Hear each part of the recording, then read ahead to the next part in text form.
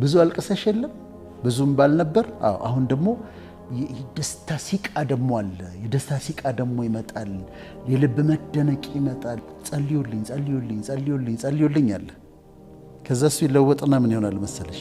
አመስግኑልኝ አመስግኑልኝ አመስግኑልኝ እኔ አቃተኝ ማመስገን፣ በቃ እስቲ አመስግኑልኝ ባካቸው አመስግኑልኝ ደግሞ የሚባልበት ጊዜ ደግሞ ይመጣል። ጊዜ ሲደርስ አጣድፈው ነው የሚወስዱሽ። ጊዜ አይሰጡሽም። በአድራሻሽ ነው የሚመጡት። ባለሽበት ነው የሚመጡት። አንቺ አይደለሽ የምትሄጂው። ያንቺ የሆኑ የታዘዙልሽ ነገሮች በሙሉ በአድራሻሽ ይመጣሉ። አሁን እኮ ብዙ ሰው ጭንቀት ውስጥ እኮ ያለው ጸሎት ስላልተሰማ አይደለም። ጸልዩዋል፣ ተመልሷል፣ ትእዛዝ ወጥቷል፣ ግን አየር ላይ የሚያዘገያል። እሱ ፈጣሪ የሚሰራበት እግዚአብሔር የሚሰራበት መንገድ አለ። ብዙ ጊዜ የምናውቀው ምንድን ነው? በመዘግየቱ ነው። ፍቅር በጣም ደግሞ የሚቸኩሉበት ጊዜ አለ። ጊዜው ሲመጣ ሁለት ምሳሌዎች ልስጥሽ። አንዱ ዮሴፍን እስር ቤት ሆኖ አስቢው። በወንድሞቹ የተጣለ ነው። ጉድጓድ ውስጥ ጥለውታል። 30 ብር ሸጠውታል። መጥቶ ጲጢፋራ ቤት ውስጥ ሲያገለግል እንደዚህ ሚስትየው ካልተኛ ብላ እስር ቤት ተጥሏል። ነገር የዘገየበት ሰው ነው በጣም። ግን የእግዚአብሔር ሰዓት ደረሰች። ክሎኳ መታ ጮኸች። እቺ እንትኗለች አይደለም? ልክ መታ ኢትስ ታይም ሲባል በጣም ነገሮች የሚፈጥኑበት ጊዜ ነው። ከዛ መጡ እስር ቤት። እዛ ጋ ፈርዖን ህልም አይቷል። መጡ። ተነሳ፣ ምንድን ነው? ተነስ፣ ልበስ፣ ጸጉርን ተስተካከል፣ በጣም ዳረቃስ ባሉ ቢል ይሄ ሰውዬ አይቻልም። ለምን? አሁን እግዚአብሔር ይቸኩላል። አጣድፈው ነው የወሰዱት ወደ ቤተ መንግስት። ጊዜ ሲደርስ አጣድፈው ነው የሚወስዱሽ። ጊዜ አይሰጡሽም። በቃ እሱ ኢትስ ታይም ሲል እቺ ነች በቃ እሱ ብቻ እግዚአብሔር ኢትስ ታይም ይበል። ልክ ሲል ያጣድፉሻል። ዮሴፍን አጣደፉት። ከዛ ወደ ቤተ መንግስት ተወሰደ። ህልም ተረጎመ። ከዛ በኋላ ንጉሱ ምን አለ? የወርቅ ዝርግፍ አድርጉለት፣ የሐር ልብስ አልብሱት፣ ሰረገላው ላይ ያስቀምጡት፣ ሁሉ ሰው ለዮሴፍ እጅ ይንሳ፣ ገኔ በዙፋን ብቻ ነው በልጥ። እዛ ጋር ያለው ጥድፊያ ማመናችን። ምክንያቱም ህልም ተርጉሟል። የንጉሱን ልብ አሳርፏል። አንዱ የሐር ልብስ ያለብሰዋል፣ አንዱ የወርቅ ዝርግፍ ሊያረግለት ይታገላል፣ አንዱ ሰረገላ ይሄ ነው ይለዋል፣ አንዱ አስናት የምታገባት ሚስት ይህች ነች ይለዋል፣ አንዱ ቢሮ ይሄ ነው ይለዋል፣ አንዱ አሁን ወደ ህዝቡ እንውጣና ህዝቡ እጅን ሳይለን ያጣድፉታል። ኢትስ ታይም ሲባል አሁን ጊዜው ነው ሲባል ያጣድፋለሽ። ነገርሽ በቅጽበት በፍጥነት ይለወጣል። የሚቸኩልበት ጊዜ አለ። አንዱ ምሳሌ ይሄ ነው እና እግዚአብሔር የሚቸኩልበት ጊዜ አለ። አሁን ልክ ዮሴፍን በግለሰቦች አጣድፈው አይደለም እንደዚህ የሚሆንላቸው ሰዎች አሉ በዚህ ዓመት። ሁለተኛ ደግሞ ምሳሌ ልስጥሽ። አንድ ኒካኡ የሚባል ንጉሥ ከርከሚሽ የሚባል ቦታ ላይ ሄዶ እንዲዋጋ እግዚአብሔር ያዘዋል። ያዘዘው እግዚአብሔር ነው። ሂድና ተዋጋ የተባለው ከርከሚሽ ላይ ነው። ከዛ ሊዋጋ ሲሄድ ኢዮስያስ የሚባል ንጉሥ የእስራኤል ንጉሥ ሊገጥመው መጣ ጦር ይዞ። ይሄኛው ኒካው እግዚአብሔር አዞት ሊዋጋ እየሄደ ነው። ከርከሚሽ ላይ ነው ሊዋጋ ያወጣው። ንጉሥ ኢዮስያስ ደግሞ ሊዋጋው መጣ። መንገዱ ላይ ቆመ። ከዛ መልእክት ላከበት። ይኸውልህ ንጉሥ ኢዮስያስ፣ እኔ ካንተ ጋር ልዋጋ አይደለም የወጣሁት፣ ካንተ ጋር አይደለም ልዋጋ የወጣሁት፣ ከርከሚሽ ላይ ሄደ ተዋጋ ተብዬ ነው አለው። አሁንም ሊዋጋው ወጣ። አልሰማውም። ሊዋጋው ወጣ። ንጉሥ ኢዮስያስ ጦሩን ይዞ ኒካው ደግሞ ታዞ ነው የወጣው። ከርከሚሽ ላይ ተዋጋ ብሎ የሰማይ አምላክ ነው ያዘዘው። ኢዮስያስ እኮ እግዚአብሔር ሰው ነው ማለት ጥሩ የሚባል ሰው ነው። ሊዋጋው መጣ። ኢዮስያስ እኔ ካንተ ጋር ልዋጋ አይደለም የወጣሁት፣ እግዚአብሔር ከርከሚሽ ላይ እንድዋጋ አዞኝ ነው፣ ዞር በል አለው። ከዛ እንደው ምን ይለዋል መሰለሽ?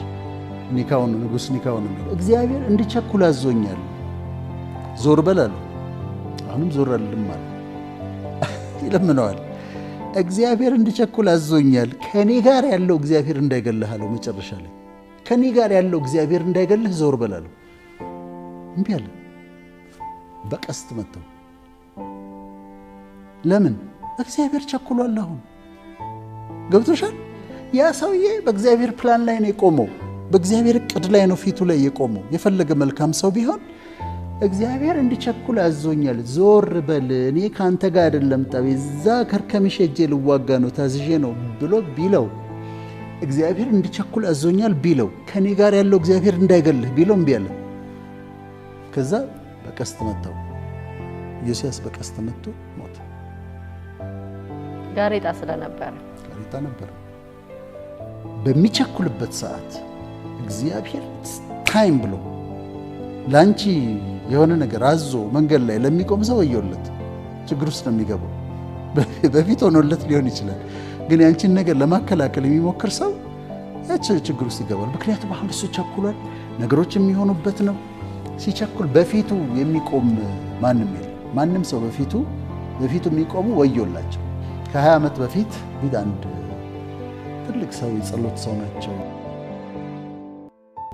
ህልም አይተው ሲናገሩ ሰማሁ እና ምን ያለው አሉ፣ ኩል ያለ ውሃ አሉ፣ በጣም ንጹህ ውሃ።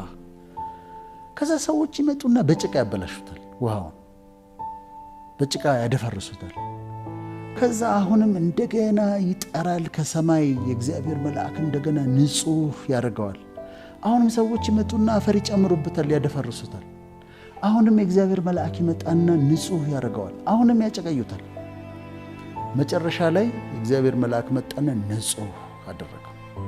ከዛ ድምፅ ሰማኋል፣ ከዚህ በኋላ ይሄንን ውሃ የሚያደፈርስ ዳንኤል መኮልን ይባላሉ ሰውየው፣ አስታውሳቸዋለሁ። በጣም ወዳቸው ሰው ናቸው እና ከዚህ በኋላ ይህንን ውሃ የሚያደፈርስ ግን ከዚች በኋላ ወዮለት። አሁንም ኢትዮጵያ ውስጥ ውሃ አለ፣ ሲያደፈርሱት፣ ጭቃ ሲጨምሩበት፣ አፈር ሲጨምሩበት፣ ዛጋ ምናምን ሰው ሲገድ፣ ዛጋ መታረድ፣ ዛጋ ምናምን ቆይተዋል። አሁን አምላካችን እግዚአብሔር የኢትዮጵያ አምላክ ውሃውን ንጹህ ያደርገዋል። ንጹህ ኩል ያለ ውሃ ያደርገዋል። ከዚህ በኋላ ግን በደም አጨቀያለሁ፣ በጭቃ አዘገያለሁ፣ በዘረኝነት አጨቀያለሁ፣ በምናምን አጨቀያለሁ የሚል ግን ወዮለት። ጉዳይ አሁን ከሱ ጋር ነው እና አደገኛ ነው የሚሆነው። ከዚህ በኋላ ይሄንን ውሃ እንደገና የሚያደፈርስ ቢኖር ወዮለት። ኢትዮጵያ ተነስታ የምታበራበት ጊዜ ነው። ይህ መልእክት የሚደርሳቸው እህቶቻችን በጨለማ ውስጥ ተነስተው ያበራሉ። ወንድሞቻችን በጨለማ ውስጥ ተነስተው ያበራሉ። እዚሁ ላይ ግን ምን ይላል መሰለሽ? እሱም ብዬ መዝጊያ ላድርገው።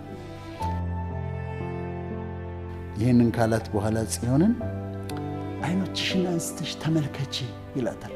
አይኖችሽን አንስተሽ ተመልከቺ፣ እነዚህ ሁሉ ተሰብስበው ወደ አንቺ ይመጣሉ ይላታል። ያንቺ የሆኑት ሁሉ ወደ አንቺ ይመጣሉ። በአድራሻሽ ነው የሚመጡት፣ ባለሽበት ነው የሚመጡት። አንቺ አይደለሽ የምትሄጂው። ያንቺ የሆኑ የታዘዙልሽ ነገሮች በሙሉ በአድራሻሽ ይመጣሉ። አይኖችሽን አንስተሽ ተመልከቺ፣ ዙሪያሽን ተመልከቺ፣ ያንቺ የሆኑ ሁሉ ይመጣሉ ይላታል። ከዛ ይቀጥልና ልብሽ ይደነቃል ይላታል። ልብሽ ይደነቃል እና ደስ ይልሻል። የባህሩ በረከት ወደ አንቺ ስለሚመጣ፣ የአሕዛብ ብልጽግና ወደ አንቺ ስለሚመጣ ልብሽ ይደነቃል። ብዙ አልቅሰሽ የለም ብዙም ባልነበር። አሁን ደግሞ የደስታ ሲቃ ደግሞ አለ። የደስታ ሲቃ ደግሞ ይመጣል። የልብ መደነቅ ይመጣል። ጸልዩልኝ ጸልዩልኝ ጸልዩልኝ ጸልዩልኝ አለ። ከዛ እሱ ይለወጥና ምን ይሆናል መሰለሽ? አመስግኑልኝ አመስግኑልኝ አመስግኑልኝ፣ እኔ አቃተኝ ማመስገን፣ በቃ እስቲ አመስግኑልኝ ባካቸው አመስግኑልኝ ደግሞ የሚባልበት ጊዜ ደግሞ ይመጣል። ከዛ ምን ይላታል ጽዮንን? እርሱ አክብሮሻልና ይላታል። እርሱ አክብሮሻልና ልክ እርግቦች ወደ ቤታቸው እንደሚበሩት ማታ ልክ ወደ ጎጇቸው እንደሚበሩት እንደዛ የአንቺ በረከቶች እየበረሩ ይመጣሉ። ልክ በአድራሻ ቀደም እንዳለው በአድራሻሽ ይመጣሉ። ጊዜ ሲሆን እንደዛ ነው። ኢትስ ታይም ካለሱ የአንቺ የሆኑ በረከቶች በሙሉ ከምስራቅ፣ ከምዕራብ፣ ከደቡብ፣ ከሰሜን እየበረሩ ወደ አንቺ ይመጣሉ። ወደ አድራሻሽ ወደ ቤትሽ ይመጣሉ። ከዛ ይቀጥልና እንደዚህ ይላታል፣ የናቁሽ ሁሉ ወደ እግርሽ ጫማ ይሰግዳሉ። የናቁሽ ሁሉ ወደ እግርሽ ጫማ ይሰግዳሉ። ማለት እጅ ይነሱሻል፣ ያከብሩሻል፣ ቅርታ ይጠይቁሻል፣ ልክ አልነበርንም ይሉሻል እና የተናገርነው ልክ አልነበረም አም ሶሪ ይሉሻል። ጊዜ አለው ታይም ሲባል ከዛ በኋላ ትምክህት ትሆኛለሽ። ትምክህት ምን ይሆናል መሰለሽ ፍቅር፣ አንዳንዴ ሰዎች ከአንቺ ጋር መታየት የሚያፍሩበት ጊዜ አለ፣ ወይም ከአንቺ ጋር መታየት እንደ ችግር የሚቆጥሩት ጊዜ አለ። በቃ አደጋ ነው፣ ከአንቺ ጋር መታየት ችግር ሊገጥማቸው ይችላል እና ከእሷ ጋር ምናምን ይባላሉ።